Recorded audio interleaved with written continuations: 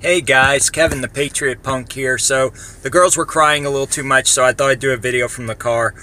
I want to talk more about the developing civil war we are seeing in this country right now. I did a video a couple weeks ago about this, and it went micro-viral, which is really viral for a right-wing YouTuber such as myself. It got about 80,000 views, which is huge when you consider the way that they censor us on YouTube. Anyway, with those views, I got a lot of comments and questions. People asking me a lot of good questions like, how would a civil war play out? What are the likely scenarios that would lead up to a civil war in the United States? And while the United States has a lot of problems right now, including our national debt, the welfare state, global relations, I think the most likely scenario that would lead us towards a civil war is what we're seeing right now, the escalating violence from the left-wing neo-Marxists. You know, according to a BART study, over 525 attacks have occurred against right-wing Trump supporters since 2016. That is a large amount of violence against people who did not escalate violence, who did not go out and attack people, just people who supported Trump.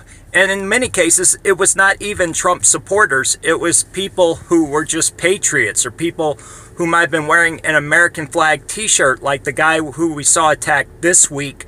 A guy was walking through an area where they were having a remembrance for a young lady who was stabbed on a train in California, and they attacked him. And I have a video of this. I want to show you guys just the kind of violence that the left's division is causing in America right now. Check this out. Fuck that nigga! Fuck his ass!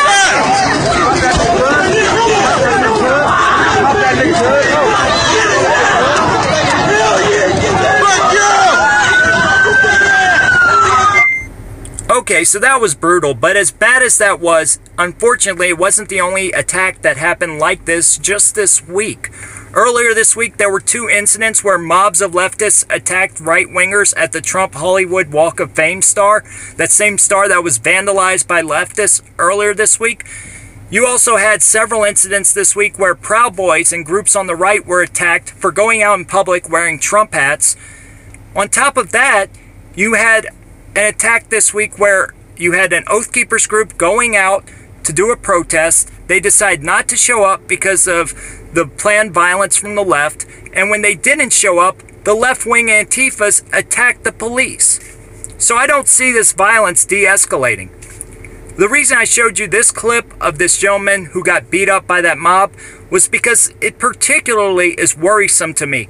This gentleman did not do anything wrong. He was only wearing an American flag t-shirt. That was why he was labeled a Nazi and beat up by this crowd.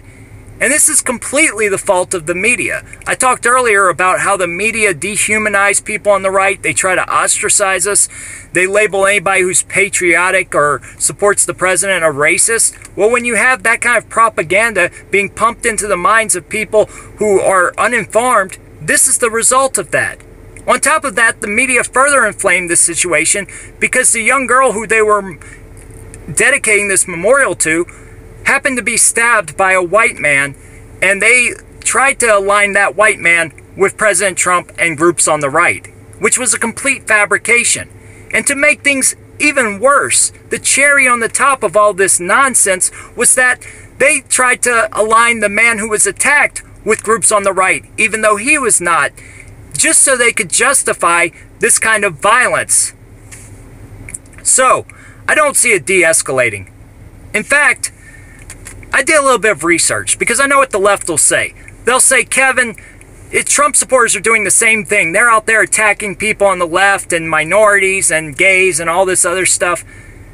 It's the kind of propaganda that they're seeing every day on the television. So of course they're going to say that. So I did some research. Now, we know that there were 536 attacks on Trump supporters since 2016. And those attacks were real attacks.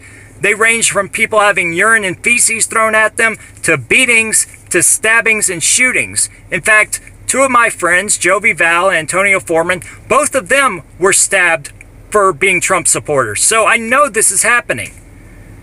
When I went out and did research on Trump supporters attacking left-wingers, I found this wonderful Trump hate map.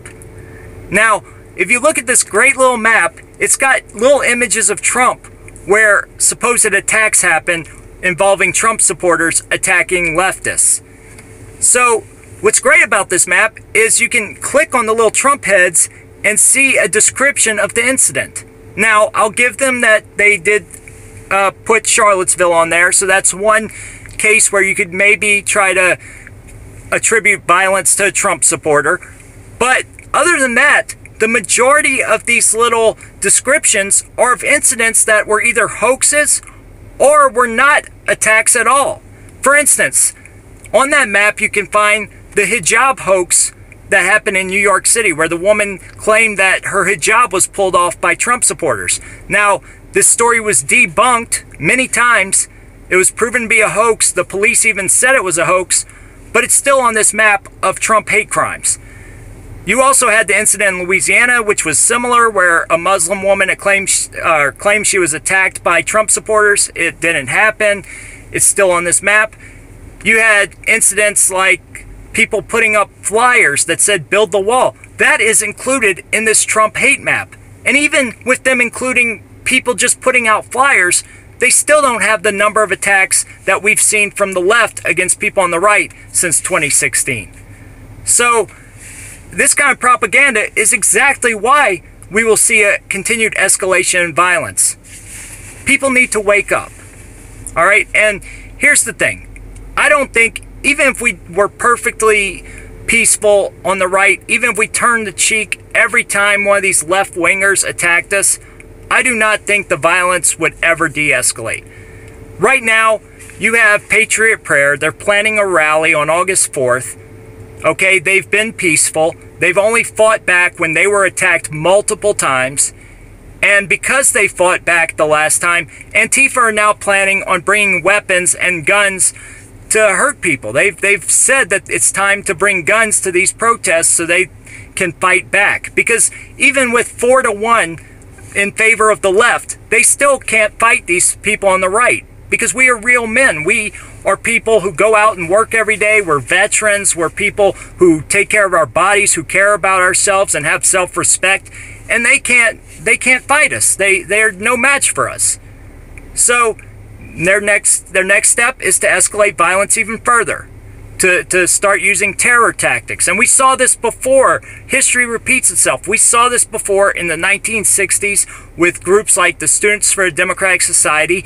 They started off much like Antifa on college campuses, and then when those people couldn't find jobs in the workforce or life didn't go their way, they doubled down on Marxist revolutionary action. And that's what we're seeing from the left now.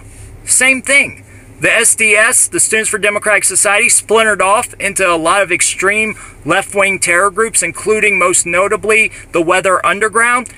And they went out and did violence. They blew up people's homes. They firebombed courthouses. People died because of these groups. And I think people will start dying soon because of left-wing violence here in America once again. And that's troublesome. And that's how I think a civil war will start here in the United States.